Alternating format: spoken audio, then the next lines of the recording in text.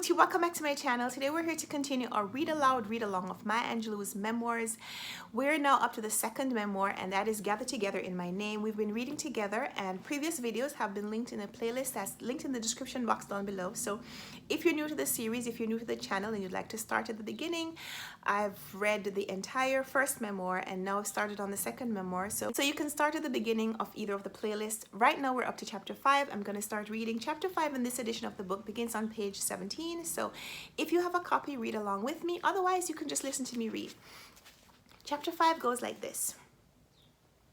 I had rented a room with cooking privileges in a tall, imposing San Francisco Victorian and had bought my first furniture and a white chenille bedspread.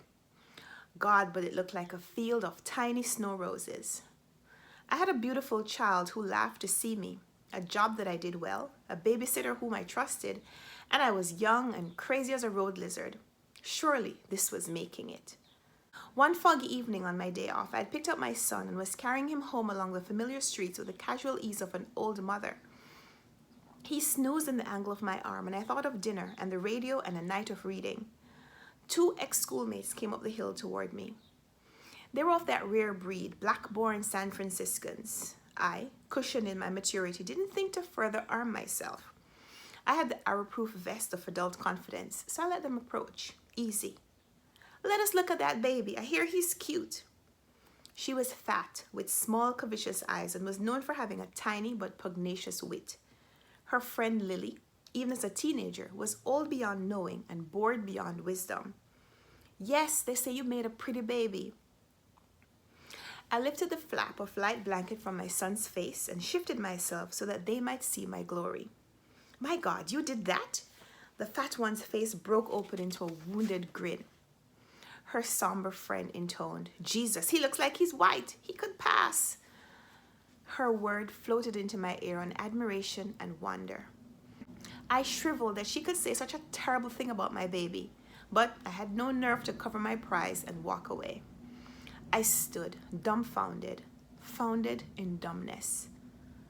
The short one laughed a crackly laugh and pushed a point between my ribs. He's got a little nose and thin lips. Her surprise was maddening. As long as you live and troubles rise, you ought to pay the man for giving you that baby, huh? A crow gives birth to a dove. The bird kingdom must be petrified. There's a point in fury when one becomes abject, motionless. I froze, as Lot's wife must have done, having caught a last glimpse of concentrated evil. And what did you name him? Thank God Almighty? I could have laid him down there, bunting and all, and left him for someone who had more grace, more style, and beauty. My own pride of control would not allow me to show the girls what I was feeling, so I covered my baby and headed home. No goodbyes. I left them as if I were planning to walk off the edge of the world. In my room, I lay my 5 months of belongingness on the chenilled bed and sat beside him to look over his perfection. His little head was exactly round, and the soft hair curled up in black ripples. His arms and legs were plump marvels, and his torso as straight as a look between lovers. But it was his face with which I had to do. Admittedly, the lips were thin and traced themselves sparsely under a small nose. But he was a baby, and as he grew, these abnormalities would flesh out, become real, imitate the regularity of my features. His eyes, even closed, slanted up toward his throbbing temples. He looked like a baby Buddha. And then I examined his hairline. It followed mine in every detail. And that would not grow away or change. And it proved that he was undeniably mine. That's chapter 5. Let's go on to chapter 6. Butter-colored, honey brown, lemon and olive skinned, chocolate and plum blue, peaches and cream, nutmeg, cinnamon. I wondered why my people described our colors in terms of something good to eat. Then, God's prettiest man became a customer at my restaurant. He sat beside the light-skinned Creoles, and they thinned and paled and disappeared. His dark brown skin glistened, and the reflected light made it hard to look into my mysterious spots. His voice to the waitress was a thumb poking in my armpits. I hated his being there because his presence made me jittery, but I loathed his leaving. and could hardly bear waiting for him to return. The waitress and Mrs. Dupree called him Curly, but I thought whoever named him little used their imagination. When he opened the steamy door to the restaurant, surely it was the second coming of Christ. His table manners pleased me. He ate daintily and slowly, as if he cared what he put in his mouth. He smiled at me, but the nervous grimaces I gave him in return couldn't even loosely be called smiles. He was friendly with the customers, the waitress, and me, since he always came alone. I wondered why he didn't have girlfriends. Any woman would give a pretty to go out with him or rush to sit and talk to him. I never thought he would find me interesting, and if he did, it would be just to tease me. Reet. There it was. I acted as if I hadn't heard him. Reet, you hear me. Come here. I've seen bitch dogs in heat sidle sinuously along the ground, tempting, luring. I would like to be able to say I went to him so naturally. Unfortunately not. I draped myself in studied indifference and inched up my voice in disdainful measures. Were you speaking to me? Come here, I won't bite. Looking down upon his request, I conceded. If he was beautiful from a distance, up close he was perfection. His eyes were deep black and slow-lidded. His upper lip arched and fell over white teeth held together in the middle by the merest hint of yellow gold. How long you been knowing to cook like that? All my life. I could hardly make the lie leave my tongue. You married? No. You be careful. Somebody's gonna come here and kidnap you. Thank you. Why didn't he? Of course, he would have had to knock me down, bind and gag me, but I would have liked nothing better. You want a soda? No, thanks. I turned and went back to the steam table, sweat nibbling above my top lip and under my arms. I wished him away, but could feel his gaze on my back.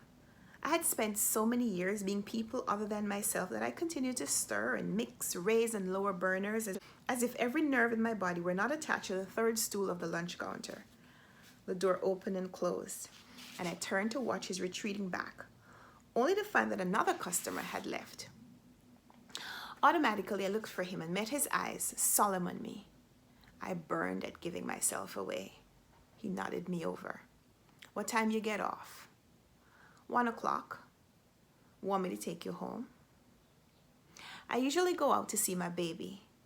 You've got a baby? Somebody must have given it to you for Christmas. A doll baby. How old are you? 19. Sometimes I was 20 or 18. It depended on my mood. 19 going on 17. His smile held no ridicule, just a smidgen of indulgence. Okay, I'll take you to see your baby. He drove his 1941 Pontiac without seeming to think about it. I sat in the corner, pushed against the door, trying desperately not to watch him. Where's the baby's daddy? I don't know. He wouldn't marry you, huh? His voice hardened in the question. I didn't want to marry him. Partly true. Well, he's a low-down bastard in my book and needs his ass kicked. I began to love him at that moment. I shifted to look at him, my avenging angel. Mother and my brother had been so busy being positive and supportive, neither had given any thought to the possibility that I might want revenge. I don't think I'd even thought about it before. Now, anger was an injection that flooded my body, making me warm and excited. That's true. He was a low-life bastard. He should have given me a chance to refuse his proposal. Out of my head and into forgetfulness went the memory that I had willfully initiated my one sexual tryst. My personal reasons and aggressive tactics were conveniently obliterated. Self-pity in its early stage is as smug as a feather mattress. Only when it hardens does it become uncomfortable. Curly stood in the center of the babysitter's living room and said all the mother-liking things. Sure is a fine baby. Looks just like you. He's gonna be a big one. Check those feet. Back in the car, it never occurred to me to put up resistance when he said we were going to his hotel. I wanted to do what he wanted, so I sat quiet. As we passed through the hotel lobby, I felt the first stirring of reluctance. Now, wait a minute. What was I doing here? What did he think I was? He hadn't even said he loved me. Where was the soft music that should be playing as he kissed my earlobe? He sensed the hesitation and took my hand to guide me down the carpeted hallway. His touch and confidence rushed my doubts. Obviously, I couldn't stop now. Make yourself comfortable. He removed his coat and I sat quickly in the one large chair. On the dresser, amid cards and toiletries, stood a bottle of whiskey. May I have a drink? I had never drunk anything stronger than Dubonnet. No, I don't think so, but I'll have one. He poured the liquor into a glass he took down from above the face bowl. Water sloshed around and he gulped it down. Then in a moment he stood over me. I wanted to look up at him, but my head refused. Come here, Reet. Get up. I wanted to, but my muscles had atrophied. I didn't want him to think of me as a dick teaser, a cheat, but my body wouldn't obey. He bent and took both arms and pulled me upright. He enclosed me in his arms. You're nearly about as tall as me. I like tall girls. Then he kissed me, softly and slowly. When he stopped, my body had gone its own way. My heart raced and my knees were locked. I was embarrassed at my trembling. Come over to the bed. He patiently pulled me away from the chair. We both sat on the bed and I could hardly see him, although he was a breath away. He held my face in his large, dark hands. I know you're scared. That's natural. You're young. But we're going to have a party. Just think of it like that. We're having a love party. My previous brushes with sex had been just that.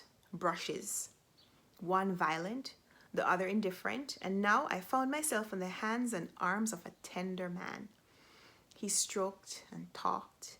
He kissed me until my ears rang, and he made me laugh. He interrupted his passion to make some small joke, and the second I responded, he resumed lovemaking. I lay crying in his arms after. You happy? The gold in his mouth glinted like a little star. I was so happy that the next day I went to a jeweler's and bought him an onyx ring with a diamond chip. I charged it to my stepfather's account. That's the end of chapter 6. We'll be back next time to continue with chapter 7 in a read aloud read along of Maya Angelou's second memoir, Gathered Together in My Name. If you're new to the channel, I'd love to have you subscribe. Come back for the next video in the series. We'll be continuing reading this book. I don't know when we'll finish, but we'll keep going on until the end. This is such an interesting story of Maya Angelou's life. I hope you'll join me for it. So thanks for watching this video. Give me a thumbs up if you liked it. Subscribe if you haven't already. And let's talk in the comments. Let me know how you're enjoying this, if you like this reading as much as I do. So we'll talk down there. And until next time, happy reading.